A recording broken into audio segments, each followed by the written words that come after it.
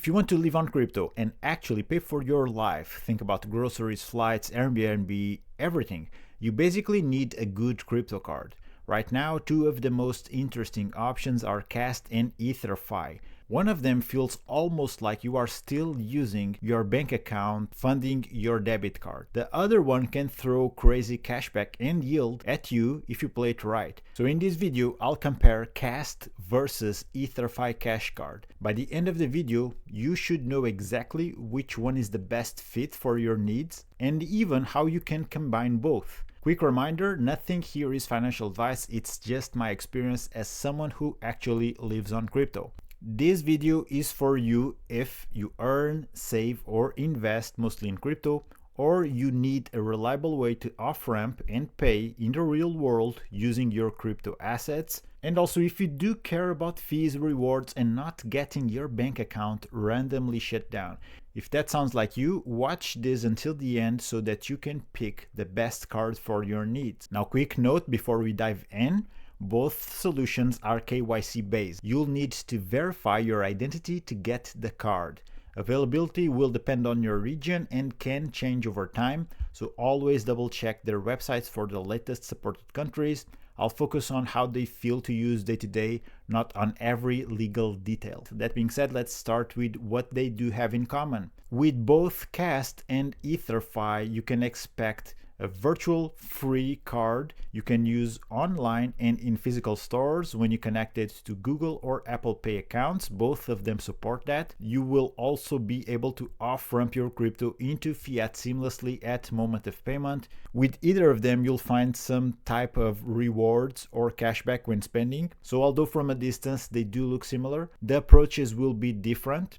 Once you start spending and using the platforms, you will see there's different tweaks that can make the decision a bit complex. So let's break everything down and compare both against one another. Let's start with KAST, how it works and who is it for. KAST is basically the smooth, low friction option. You can top up your KAST account with multiple crypto options. They do support plenty of blockchains and cryptocurrencies, but you'll find the best experience if you load it with stablecoins. With KAST, your balance is held in US dollar pegged form. When you pay in your local currency, KAST handles the transactions in the background. The magic is in how invisible the transaction fees do feel. For example, when I use KAST in Europe, paying in euros, transactions go through like I'm using a normal local bank card. I don't feel any extra slap of transaction fees on my purchases. It really feels like I'm still using my local euro bank card even though I'm using a crypto card. From what I see and from other crypto users in different regions, KAST does a very good job at making spending feel local, not like you're constantly paying for currency conversion. When it comes to rewards, you get currently 4% ongoing cashback paid in Move token. You also earn KAST points on every card transaction. Rewards here are consistent, predictable. Every purchase gets you rewards every time. Now, very important point for power users, KAST is flexible on deposits. You can fund it from multiple blockchains and with different token types, popular stablecoins and blue chip assets. That also means native Bitcoin. All in all, you are not forced to move everything through a single chain just to use the card. KAST is also mobile only. Everything happens inside the mobile app, okay? So card controls, top-ups, and notifications are all in the mobile app. It feels very fintech style. It's a clean app-first experience. Who is KAST best for then? Well, people who want a set it and forget it way to just offer crypto, users who care more about low friction and low fees than about chasing max rewards. Anyone in a region where traditional banks hate crypto and make your life miserable when you're trying to off-ramping, and then you just want something that works, KAST will get the job done, and it feels just like you're still using your bank card. KAST is also the best option for users who want flexibility in what chains and tokens they can deposit. I'm not kidding, guys, they even support meme coin deposits alongside with major alts, of course. People who like managing everything from their phone are also going to be very pleased with KAST. Now moving on to EtherFi, how it works and who is it for. EtherFi is more like the DeFi powered rewards machine, I must say. You will have to interact with the EtherFi's ecosystem where you can deposit into vaults and earn yield. Although this is optional, you can definitely skip all of that and just load your vault to spend with the virtual cash card. You get a virtual card. Once you go through KYC, you can connect that card to your spending and the card is completely free. And also worth knowing that the card ties into their wider DeFi incentives. That means you can get pure yield out of those assets. So they're not just sitting there waiting for you to spend. They are actively earning you yield. And of course, you'll get very juicy cashback promos. So as long as you spend with the cash card, cashback rewards will be deposited automatically to your account. Where EtherFi really shines is yield. You can put your crypto into vaults and earn passive yield while it sits there. And also rewards, they do run very aggressive cashback promos. Currently there's one of 50% cashback ongoing, so you might want to start using this right away. But the important part is the pattern. Historically, EtherFi has been doing these large cashback campaigns pretty often, usually without crazy conditions, no strings attached. You start using it, you spend with it, you get cashback. Simple as that. In my experience, the cashback hits super fast, sometimes within minutes or a few hours after you spend. You will also get EtherFi token incentives, access to crypto loans, and travel related perks like hotel discounts and occasional boosted cashback. On the other hand, EtherFi is more limited when it comes to chains and tokens for the card flow. You're more constrained in what assets and networks you can use directly.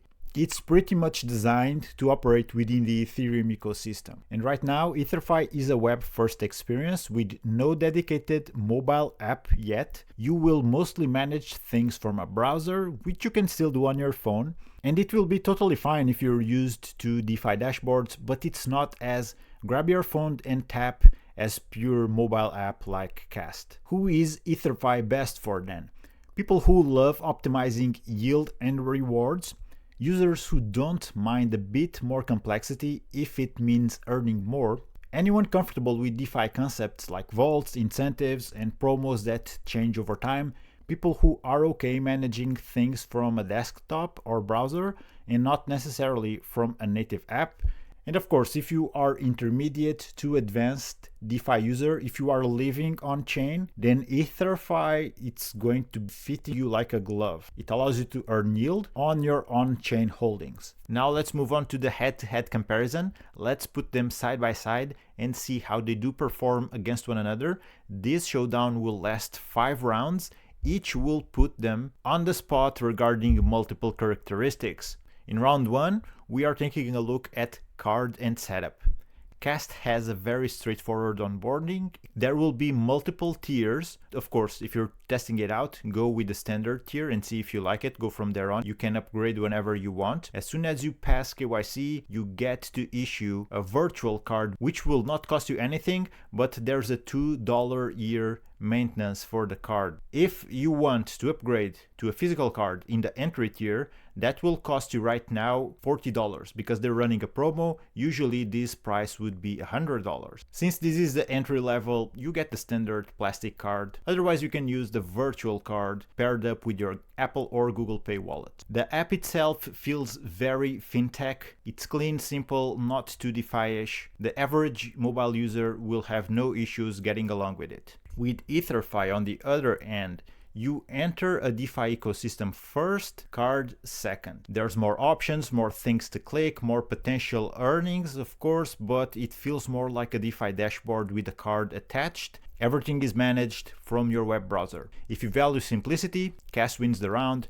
If you like having knobs and levers to optimize your earnings, in other words, if you are already comfortable with DeFi dashboards and you have most of your holdings in DeFi, then EtherFi has more to offer. Round 2, chains and tokens support.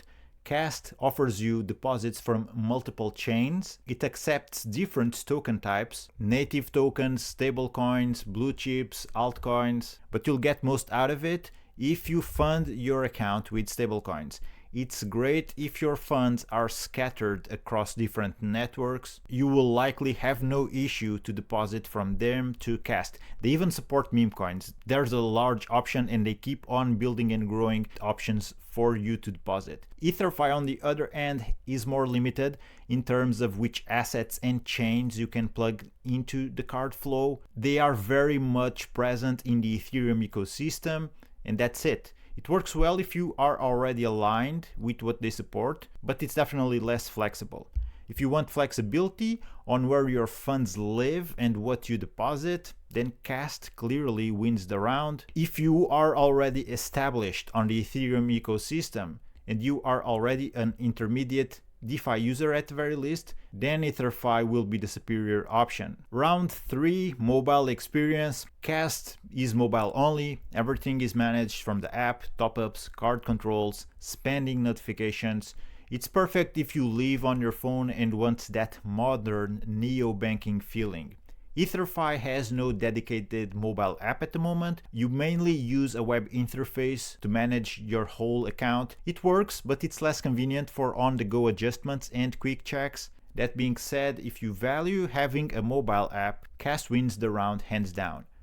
Round 4, it's all about fees. I'm going to share with you my real-world experience using both. KAST in practice has incredibly low fees. You will not notice them. Even though your balance is pegged to the US dollar, when I'm using the card in Europe, I basically don't feel any extra transactions or hidden fees. It feels like paying in local currency with a local bank card. Simple as that. EtherFi, on the other hand, I think it's going to work better for users spending in the US, or at least paying with merchants that do their business in dollars. When I use EtherFi's card in Europe, I notice a very small transaction fee at about 0.5%, which is about the standard for converting dollars to euros. And even without big cashback promos, they do have substantial cashback rewards that will definitely offset those fees, ultimately making them irrelevant. Bottom line, if you want to avoid fees at all costs and just want your card to feel native to your country, KAST takes the round by far. Now round 5, let's take a look at cashback and rewards. Cash has a 4% ongoing cashback paid in MOVE tokens on every purchase, plus you get KAST points whenever you use the card. It's simple, it's reliable, it's predictable. You always know that you're getting rewarded as long as you use KAST for payments. Now with EtherFi, this is more for cashback hunters. During their big promos, you can get really high cashback on all your spending, no strings attached. They've been running these campaigns quite regularly, so it's worth paying attention and timing larger purchases with those offers. Rewards tend to hit quickly, making it feel very tangible. All of these things put together, EtherFi wins the round. Ultimately, they run more campaigns, more promos, more cashbacks than compared with KAST, hands down. Now let's wrap it up with round 6, yield and DeFi.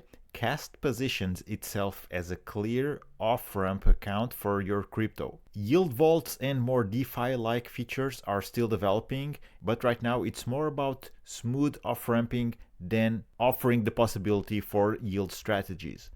EtherFi, on the other hand, they have a proper DeFi backbone. You can earn yield in vaults or just by staking while still having access to a card. EtherFi also has a borrow option, which is very useful if you do not want to sell your crypto.